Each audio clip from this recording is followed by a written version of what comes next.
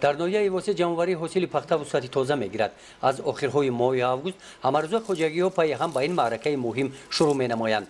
کوپراتیو استحصالی به نام محمد در جماعت دهات توگرک مساحت 8 هکتار زمین را استفاده می نماید. در این جماعت دهات با دیگر خوجگی های دهقانی این خوجگی اولین شده با جمعآوری حاصل پخته شروع کردند. در میدان پخته‌زار این خوجگی حاصل پخته بسیار است.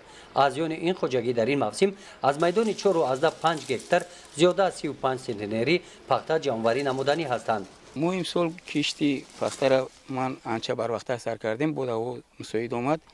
روزهای 26 ماه مارت پخته را کش کردیم. یک نوی پخته آمریکایی میگن نوی یکم آوردیم. این سال بار یکم کش کرده شدیم در میدان 4 هکتار زمین.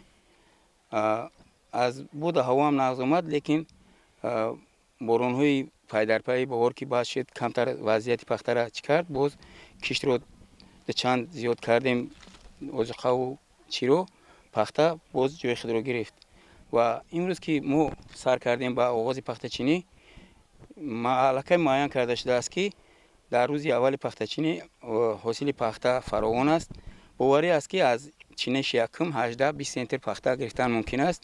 باز در آینده هم 10 سنتر پخته با باوری تون گفتن ممکن است که در حاصل‌های آینده هم گرفتن ممکن است.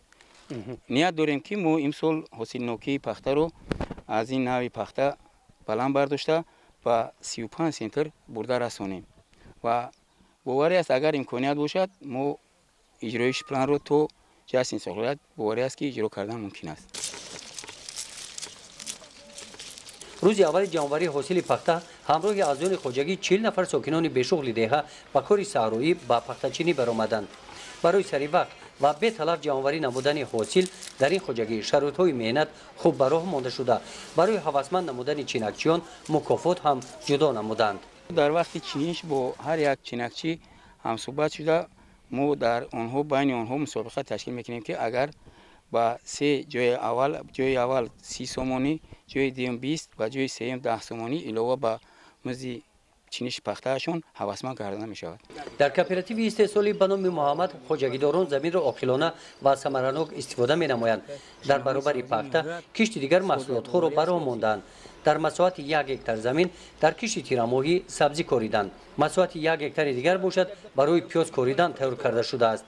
گزارش خواجه نظیف خدای نظر ظهور از ناحیه واسه برای برنامه اطلاعاتی نوید.